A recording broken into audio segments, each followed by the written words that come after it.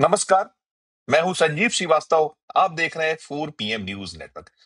दोस्तों, बीते 3 दिनों से भारतीय जनता पार्टी के द्वारा माहौल बनाया जा रहा था। पूरी की पूरी सरकार, उसके जो जिन्हें जिम्मेदारी दी गई थी वो मंत्रीगण, अमित शाह सदन में आ रहे हैं, विपक्ष भागे नहीं, राहुल गांधी हिम्मत दिखाए, सुनने को तैयार रहें।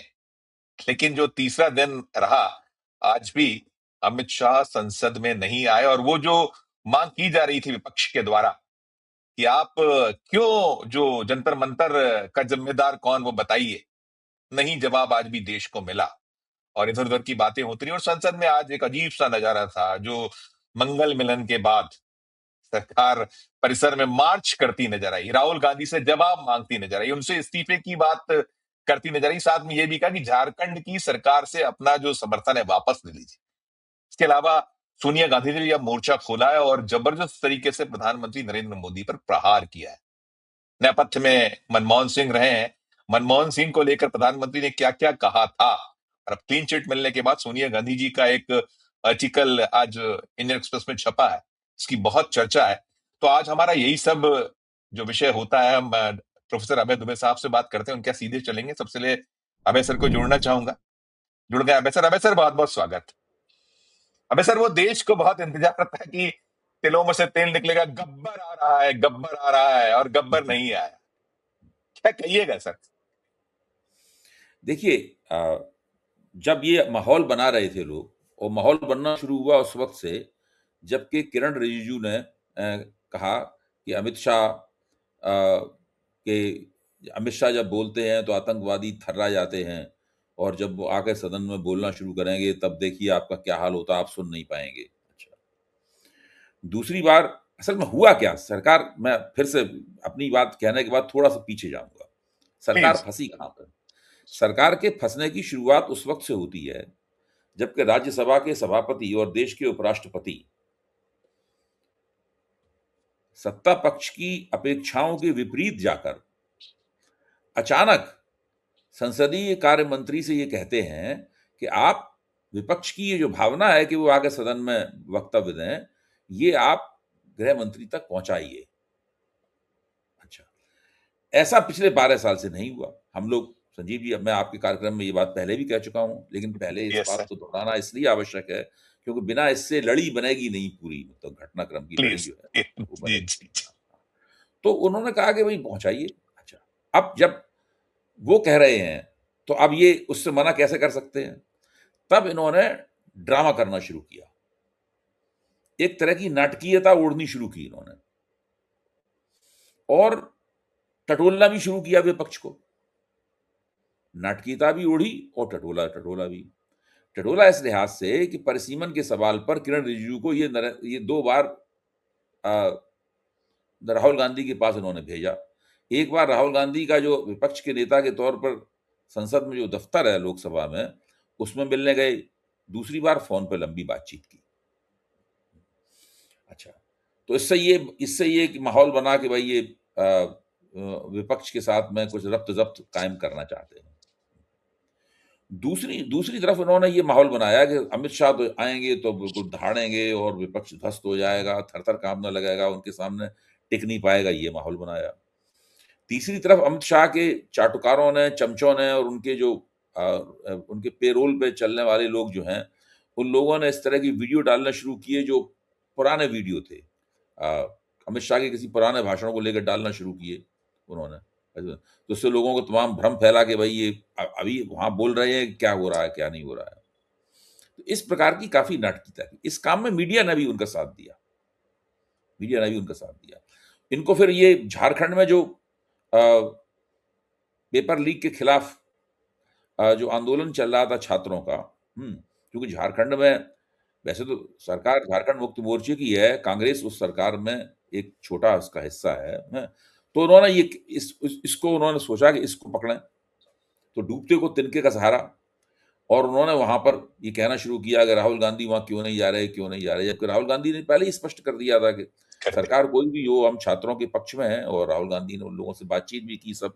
वो कोई मतलब उसमें ऐसा कुछ बात थी नहीं उसके अंदर, लेकिन फिर भी जो बात नहीं थी उस बात को खींचने के लिए उन्होंने ये कहना शुरू किया। राहुल गांधी तो यहाँ भी नहीं गए थे, जंतर मंतर।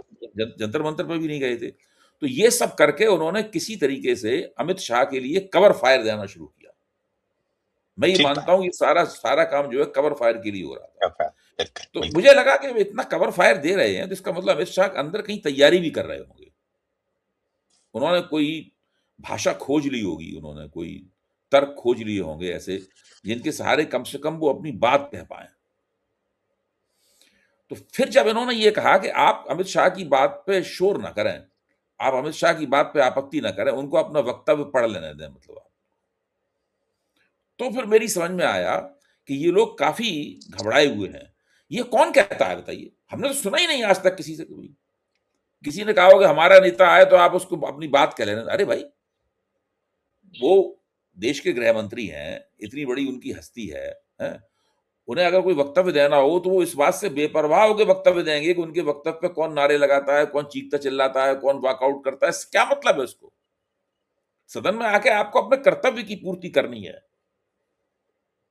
आपको इससे कोई मतलब नहीं है कि कौन क्या कह रहा है। जब उन्होंने ये कहा तो मैं समझ गया कि ये पतली गली ढूंढ रहे हैं।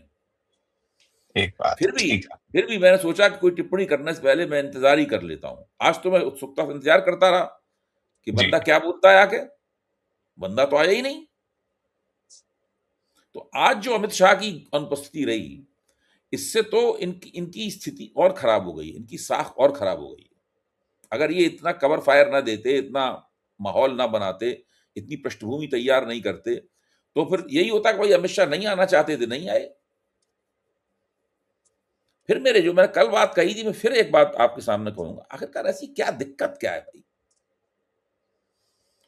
भाई मैं तो कोई राजनेता नहीं हूं, आप भी राजनेता नहीं है, हम और आप होते तो हम भी कोई ना कोई बयान तो दे ही देते जाके उनकी जगह। ऐसी दिक्कत क्या है? अरे भाई खेद प्रकट कर दो, ये कह दो कि भाई हम आकलन जो है वो नहीं कर पाए थे। बहुत तरीके होते हैं किसी चीज से बचने के। ये कि हम बिल्कुल एक एक तो हम बहुत बड़े नार हैं, हम दहाड़ेंगे तो दुनिया बेहोश हो जाएगी, एक तो ये दावा करना, उसके बाद में सामान्य बात भी न करने के लिए आना, इसकी तो कोई तुक नहीं रही। तो मुझे लगता है कि भारतीय जनता पार्टी क्या का पूरा जो रणनीतिक मानस है वो इस वक्त हिला हुआ है। और सर। अ, उनके उनसे कोई गलत बात ना हो जाए, कोई उल्टी सीधी बात ना कह दें, इससे नुकसान ना हो जाए, इससे वो समझते हैं कि चुप रहना ही ठीक है। दो बातें लोग कह रहे हैं, कह देंगे, चुप रहना ही ठीक है। तो संसद का ऐसा लगता है अगर कल नहीं आए तो फिर क्या, एक दो दिन तो रह ही गए हम, मेरे ख्याल से कितना रह गया, बस दो दो दिन दिन, रह गए। 2 दिन, हाँ, 13 को खत्म है, 13 को खत्म है, हाँ, 13 को खत्म है। हाँ, हाँ, कल और परसों बिजनेस लगभग पूरा हो गया है, लगभग पूरा हो बिजनेस गया पूरा है। हो गया है तो जो। जी जी। ये ये देख के ताज्जुब ही होता है। कल अगर नहीं, अगर कल क्या और इंतजार है, कल अगर वो नहीं आएंगे तो फिर हम लोग उसके हिसाब से टिप्पणी करेंगे। सर एक चीज और हुई है, देखिए मैं जो आपसे बात कर रहा था, आप तो, हम लोगों ने संसद को पढ़ा है, घूमे हैं, देखा है, कवर तो अंदर नहीं किया है उसको, लेकिन हम जो विधानसभा को 40 साल लगभग हो रहे हैं, तो 35 साल से ज्यादा का वक्त से विधानसभा कवर कर रहे हैं, उसमें हम्म, सारी चीजें, प्रक्रिया और नियम होते हैं। हम्म, अब ये बड़ा, मैंने सरकार खुद हम्म, विपक्ष के नेता के खिलाफ मोर्चा निकाले, मार्च करे, हम्म। और उनसे इस्तीफे की मांग करे, ऐसा दृश्य कभी हम कम से कम मार्च वाला सर, अच्छा, संसद में कभी आपको इस पर मेरा रोका कहना कभी ये इस है कि पर कोई किसी से इस्तीफे की मांग कर सकता है, कर वो सकता है? सबके अधिकार में है। जी लेकिन जी उस जी। उसकी उसका कोई तर्क तो होना चाहिए। राहुल गांधी से किस आधार पे आप इस्तीफे की मांग कर रहे हैं? और झारखंड पे जवाब दो, झारखंड पे जवाब दो। मेरा कहना यह है कि झारखंड पे मान लीजिए राहुल गांधी से आप कोई सफाई मांगना चाहते हैं, उसमें इस्तीफा कहां से आ गया? भाई झारखंड पे राहुल गांधी ने तो वो आंदोलन शुरू नहीं किया है, तो राहुल गांधी उसके ऊपर जवाब क्यों दें? दूसरे राहुल गांधी बयान दे चुके हैं कि हम इस आंदोलन के साथ हैं। सरकार किसी किसी की भी वो छात्रों की मांग नहीं, हमारी कल सबसे कल बड़ी लाठी प्राथमिकता लाठी है। चार्ज की भी उन्होंने, लाठी चार्ज की हाँ, भी निंदा की उन्होंने, और कल लाठी चार्ज की तत्कालीन। आप राहुल गांधी के वक्तव्यों को दरकिनार करके, उनसे बेपरवाह होकर आप अपनी बात कहते चले जा रहे हैं, कहते ही चले जा रहे हैं। ये तो सिर्फ ये है कि आपको एक, आप वही मैं बार बार कहता हूं, ये डूबते को तिनके का सहारा है। जब आपको कुछ नहीं मिलता है तो आप तिनका पकड़ते हैं, और फिर तिनका भी नहीं पकड़ पाते, आप डूब जाते हैं। तिनका तो आपको बचा सकता नहीं है। देखिए, इन बातों से कुछ नहीं होने वाला है। एक तो सबसे पहले इन लोगों को अपनी रणनीति तैयार करनी होगी। ये लोग अपनी रणनीति तैयार नहीं कर पाए हैं। अभी सोच रहे हैं कि जितना चुप रहेंगे, जितना इस मसले पे नहीं बोलेंगे, इधर-उधर की बातें करते रहेंगे, कुछ और करते रहेंगे, तो धीरे-धीरे करके मामला ठंडा हो जाएगा। इन्हें ये नहीं इन्हें इनको इस बात का पता नहीं, एहसास हुआ कि नहीं हुआ है कि झारखंड का जो आंदोलन है, उसने जेन ज़ी की गर्मी को और बढ़ा दिया है। एक देखिए, भारत में तरह-तरह के प्रदेश हैं, तरह-तरह की सरकारें हैं। तो जो आंदोलन भी होंगे, वो एक-दूसरे की कार्बन कॉपी नहीं होंगे।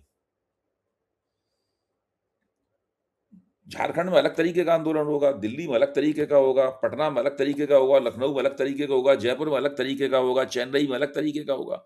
सब जगह अलग-अलग तरीके के आंदोलन होंगे, उनके फॉर्म अलग होंगे, उनके नेता भिन्न होंगे, उनकी माँगें अलग होंगी, उनकी टैक्टिसेस और उनकी स्ट्रैटेजी अलग होंगी, ये सब चीज़ें अलग-अलग होंगी। और कोई ज़रूरी नहीं है कि यहाँ के नेता वहाँ जाएँ, वहाँ के नेता यहाँ आएँ, सब लोग ब बयान दें, ऐसा कोई थोड़ी ना है, कोई राष्ट्रीय संगठन थोड़ी ना बना हुआ है। ये बेकार की बातें हैं। एक चीज और भी आई सर, आज हम देख रहे थे, वो मतलब जो बयानबाजी हो रही है, बयानबाजी तो देखिए बेतुकी होती है और बड़ी नॉन सीरियस लोग ही हैं, वो मैक्सिमम नॉन सीरियस हैं और जिनको उठा रखा है सर। इसमें दो दो चीजें जैसे मैं देख रहा था हुँ, कि राहुल गांधी की उद्दंडता, राहुल गांधी की सनक, हुँ। संसद को बंधक बनाए हुए। सर क्या क्या कहिएगा, देश देख रहा है सर। कौन ने बंधक बनाया है, कौन संसद नहीं चलने दे रहा है, इतनी सुस्पष्ट मांग है। क्या कहिएगा सर, ये क्या ये इनकी बुद्धि जो है तरस खाने योग्य और मतलब अजीब से, वो आपने कहा ना कि अब कोई रास्ते ही नहीं सूझ पा रहा है, कोई रणनीति ही नहीं है सर। ये जो दंडता, सनक, बंधक बना लिया संसद को, क्या कहिएगा? कौन इन बातों में विश्वास करेगा? कौन इन तरह की बातों को गंभीरता से लेगा? मुझे तो नहीं लगता। देखिए, इनके जो लोग समर्थक थे, निजी तौर पे भी मुझे इस तरह के लोग जगह-जगह दिखाई पड़ते हैं।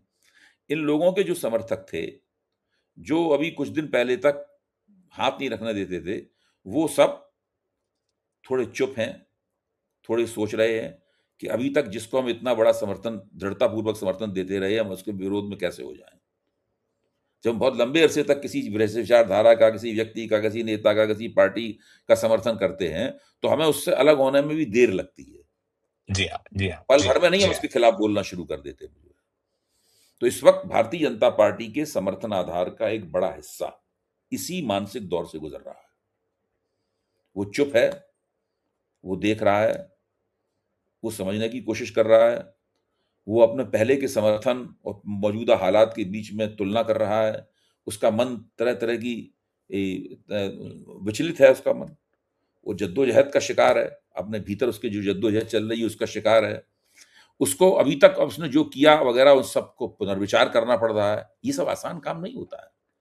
जब आप अपने ही बातों और अपने ही निर्णयों के ऊपर पुनर्विचार करने लगते हैं, तो उसमें आपको यातना भी मिलती है, आपको तकलीफ भी मिलती है उसमें। वो तकलीफ आप किसी से कह नहीं सकते, वो आपको अपने अंदर ही रखनी पड़ती है।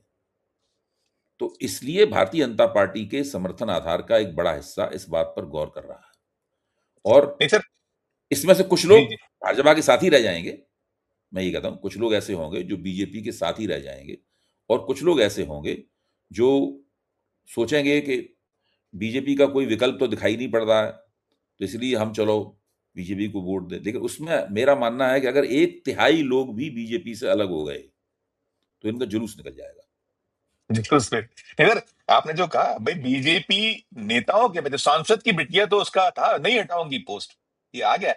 सर ये जो सब कुछ चल रहा है, इसमें जो कि घटक दल हैं, जो भी ठीक है, अभी तो मजबूरी है कि अभी तो मलाई है, काटना है, खाना है, सब कुछ हुँ, है। आप हुँ। एटीएम भी बने हुए हैं, हम बार बार कहीं चंद्रबाबू नायडू जी की बात करते हैं, नीतीश जी तो अब सन्निपात जैसी स्थिति में कहीं स्वास्थ्य के कारणों से ऐसा मान दें।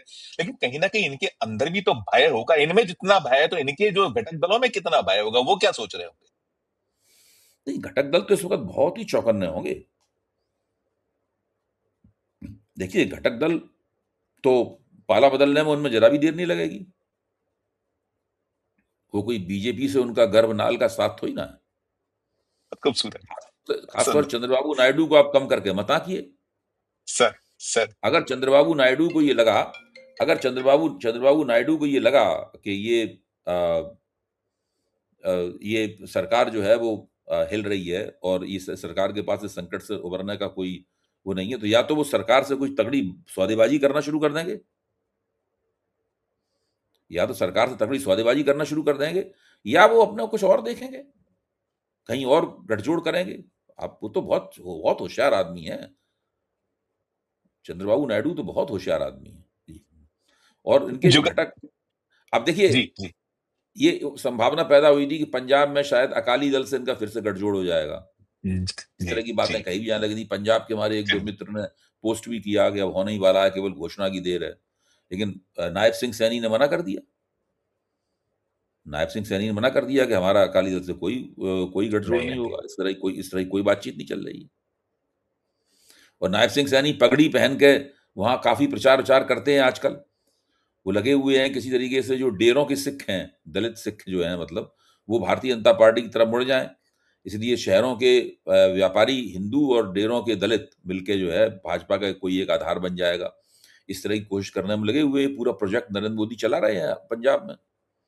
नहीं, बिल्कुल सर, बिल्कुल सर। हाँ, भैया, इसके अलावा तो हम और भी देखें, देखो टीएमसी से जो तोड़े गए, वो जो है एनसीपीआई से जो करके और उनसे कहीं पींगे और उनको निरंतर हाथों हाथ लेने की कोशिश, वो शिंदे गुट से आए हुए लोगों की, मैं उद्धव गुट से आए हुए सांसदों से ये कोशिश, और अभी और सर वो जो रीलबाजी और जो शूशेबाजी, या जो कहते हैं ना डोरे डालना या कहीं हम्म, भ्रमित करना। आपने देखा होगा कि हम्म। वो वहां विवाह था, सुप्रिया सूले जी की जो है बिटिया रानी का विवाह, और उसकी बड़ी पोस्ट हो रही है सब कुछ। ये भी कंफ्यूजन और कुछ दिखाने बताने की, देखिए देखिए ये है, जबकि अंदर चीजें कुछ दूसरी चल रही शायद। नहीं, नहीं, ये तो वो तो ऐसा औपचारिक मौका था, उसमें हर तरह के लोग वहाँ पे आए हुए थे। और इसको लेके ले उड़ना, ये सोशल मीडिया की भी समस्या है, हैं? और इस तरह की बातें करने लगना, इनसे कोई फ़र्क नहीं पड़ता है। देखिए, ये बहुत गंभीर मसला है कि भारतीय जनता पार्टी के पास 2 तिहाई बहुमत नहीं है, और इस 2 तिहाई बहुमत की प्राप्ति के लिए इन्होंने पार्टियों को तोड़ा भी। राष्ट्रवादी कांग्रेस पार्टी तो खुद भारतीय जनता पार्टी की पार्टी तोड़ने की जो गतिविधियां हैं उनकी शिकार है, घायल है उससे राष्ट्रवादी कांग्रेस। फिर भी राष्ट्रवादी कांग्रेस से मैं ये मानता हूं कि इन्होंने द्रमुक से और राष्ट्रवादी कांग्रेस से एक शुरुआती आश्वासन ले लिया था। लेकिन वो आश्वासन तब लिया गया था जबकि देश की राजनीति इस तरह की नहीं थी। नहीं थे। नहीं थी। आज तो मुझे नहीं लगता कि वो लोग इस तरह तैयार शुदा तरीके से इनको समर्थन देने के लिए समर्थन देंगे। अगर ऐसा होता तो ये फिर राहुल गांधी के पास किरण रिजिजू को 2-2 बार नहीं भिजवाते। तो मुझे लगता है वो परिस्थिति बदल चुकी है। अगर ये सब बीच में घटनाएँ नहीं होती, तब तो मुझे लग रहा था कि भाजपा तेजी के साथ में 2 तिहाई बहुमत की तरफ जा रही है। सब लेकिन सब अभी तो सब नहीं, अब सब इस अवधि में तो नहीं लगता। हमारे 1-2 बड़े कुशाग्र पत्रकार पुराने वरिष्ठ हैं, उनका कहना है कि ऐसी हालत में भाजपा ने अगर परसीमन का बिल लाया तो वो खुदकुशी करने के समान होगा। यस क्योंकि सर, अगर यस ये सर, बिल बिल्कुल। दोबारा लाने में फिर गिर गया जो है ना, तो उससे भाजपा की बहुत ही हेठी होगी। ठीक बात, ठीक बात। सर, अभी जो हम लगातार देखते थे, ये कल तक, यानी कि अभी कुछ महीनों पहले तक, कौन राहुल, इस तरह की बात कर, आज तो सिर्फ राहुल ही राहुल है, पूरी देश की राजनीति राहुल के इर्द गिर्द है, चाहे इंडिया ब्लॉक हो या सरकार हो, दोनों का। और इसके साथ साथ में ये लगे हाथ की वो सोनिया गांधी जी का जो आर्टिकल है, वो जो मनमोहन सिंह जी को लेकर उन्होंने भी वो बड़ा एक गहरी चोट और साथ में मांग की है कि अब प्रधानमंत्री जी देखें कि वो कभी, वो या हमें भी याद है, बरसाती पहन के नहाते हैं मनमोहन सिंह जी, या वो किस किस तरह का मजाक उड़ाया गया है। इतना घृणित कि एक प्रधानमंत्री, अपने ही पूर्व प्रधानमंत्री, मतलब अपने इन द सेंस की देश के पूर्व प्रधानमंत्री का इस तरीके से मजाक उड़ाया, मनमोहन सिंह, और क्या क्या क्या कहिएगा, ये सही समय पर सही चोट। देखिए, भारतीय जनता पार्टी, राष्ट्रीय स्वयंसेवक संघ चरित्र हनन की राजनीति में विश्वास करते हैं। और ये बात उनकी जनसंघ के ज़माने से है, अभी से नहीं है। ये चीज़, इनका जो पॉलिटिकल डीएनए है, उस पॉलिटिकल डीएनए में ये चीज़ मिलती है। ये लोग चरित्र हनन की राजनीति में विश्वास करते हैं। ये किसी के भी पीछे पड़ जाते हैं। वैसे तो ऊपर से जी, जी, जी, जी बहुत करते हैं, बहुत मीठी बातें बोलते हैं। लेकिन पीठ पीछे अफ़वाह उड़ाने में, किसी की व्यक्तिगत जीवन में झाँकने में, लांछन लगाने में, इन सब कामों में उनका बहुत मतलब महारत इनको हासिल है। ये टेक्नोलॉजी पे उनके पास काफ़ी दिनों से है और इसका इस्तेमाल भी कर रहे हैं।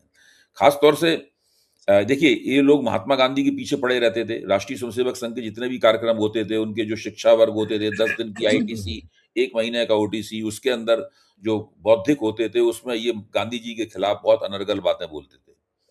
जब 74 में पूना में वसंत व्याख्यान माला के दौरान बाला साहब देवरस ने गांधी जी को अपना अ, प्रथा स्मरणीय, अंबेडकर को, गांधी को, फुले को, इन सब लोगों को प्रातः स्मरणीय घोषित कर दिया, उसके बाद से आधिकारिक रूप से उन्होंने ऐसा कहना बंद कर दिया। मैं अभी भी कह रहा हूँ, निजी जिंदगी निजी निजी निजी बातचीत में ये लोग क्या कुछ नहीं कहते, लेकिन आधिकारिक रूप से उन्होंने ऐसा कहना बंद कर दिया।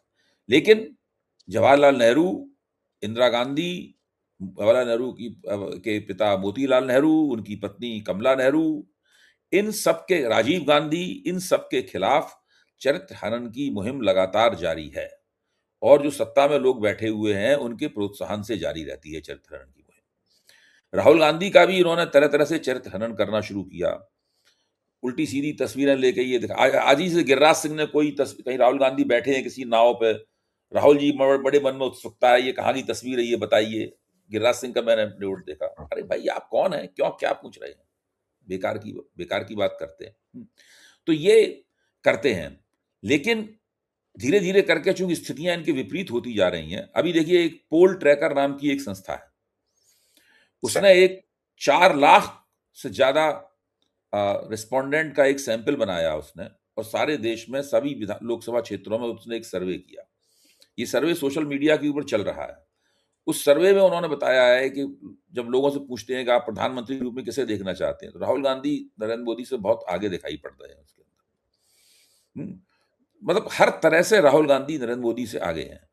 इस वक्त जितनी भी एजेंसियां हैं सर्वे करने की, वो सर्वे कराएंगी तो इस वक्त सरकार नाराज हो जाएगी उनसे, हिम्मत नहीं कर रही है वो एजेंसियां कि इस वक्त सर्वे कराएं कि इस वक्त नरेंद्र मोदी की लोकप्रियता कहां पे है, उनकी सरकार के बारे में लोग क्या सोच रहे हैं, एनडीए मतलब ये प्रधानमंत्री के तौर पे उनके बारे में क्या सोच रहे हैं, राहुल गांधी के बारे में क्या सोच रहे हैं, नरेंद्र मोदी की विदेश नीति के बारे में क्या सोच रहे हैं, चुनाव आयोग के कामकाज के बारे में क्या सोच रहे हैं। कोई एजेंसी सर्वे कर रही है? नहीं, अब उनकी देश अपनी का मूड, एजेंसी एक आध दो। जनवरी उनकी अपनी जनवरी एजेंसी। जनवरी फरवरी में जब देश का मूड खोजा था इन एजेंसियों ने, तब नरेंद्र मोदी को 353 सीटें दी थी उन्होंने। जा जा जा जा। अब देश का मूड नहीं खोज रहे। उनकी जी। उनकी अपनी एजेंसियां शरारत कर रही हैं, लेकिन वो हाँ। मालूम है कि किस तरह की वो अब वो प्रायोजित है, क्या है। जो सोनिया गांधी के बारे में कहा, सोनिया गांधी ने तो ऐसा मर्मांतक प्रहार किया है, इसके लोग, ये लोग मतलब जो है काफी अ, दुखी हो गए होंगे, बहुत ठेस लगी होगी उनको। सोनिया गांधी ने जिस तरीके से वो लेख लिखा है, और जिस तरह मनमोहन सिंह के जैसे हमारे एक मित्र ने बड़ा अच्छा कहा कि सोनिया गांधी ने मनमोहन सिंह की याद में एक ज्योति जलाई है। बहुत सुंदर बात, बहुत हाँ। सुंदर बात है, बहुत जी। खूबसूरत बात है। जी। जी। बिल्कुल बिल्कुल। अब मतलब मैं हाँ। अंतिम प्रश्न करूंगा। आपने भी कहा जी। कि अब जैसे संसद के जो बचे कुछ दिन हैं अभी इस माफ कीजिएगा, वर्षाकालीन हम्म। सत्र के, तो ये हम्म। रहा।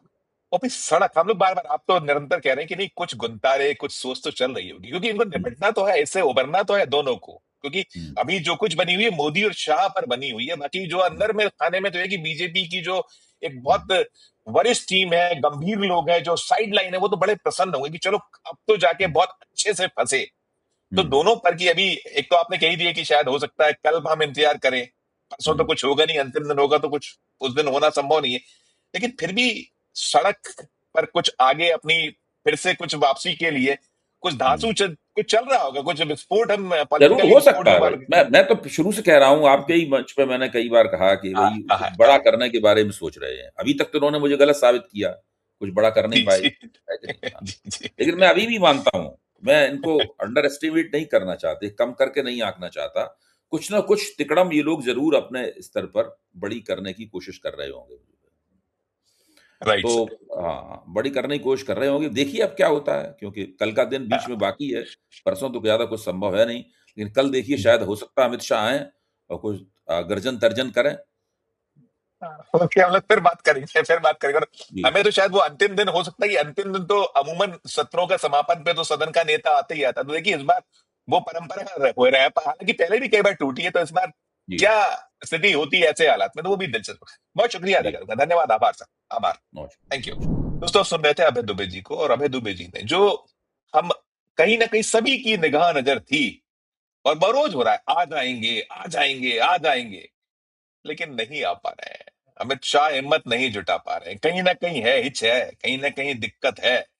क्या दिक्कत है, क्यों दिक्कत है, वो तो खुद ही बता सकते हैं, और देश तो समझ ही रहा है कि क्या दिक्कत है। देखिए, आगे की राजनीति और दिलचस्प होने वाली है। अभी संसद है, फिर सड़क है, और जो अभी अभय सर ने कहा कि ये चल रहा होगा कुछ ना कुछ दिमाग में, गुंतारे में होंगे कि कैसे वापसी की जाए, क्या होगी वापसी, कैसे होगी वापसी, वो भी देखना दिलचस्प होगा। इस चर्चा में इतना ही। आपकी अपनी जो राय हो, आपकी अपनी जो टिप्पणी हो, जरूर हमारे इस वीडियो के कमेंट में राय प्रकट कीजिए, टिप्पणी कीजिए। और अच्छी लगे हमारी चर्चा तो चैनल को लाइक कीजिए, सब्सक्राइब कीजिए, ज्वाइन का बटन दबाइएगा तो हमारी हौसला अफजाई होगी। प्यार उसने बनाए, फिर देखते रहिए 4 PM न्यूज नेटवर्क। धन्यवाद, नमस्कार।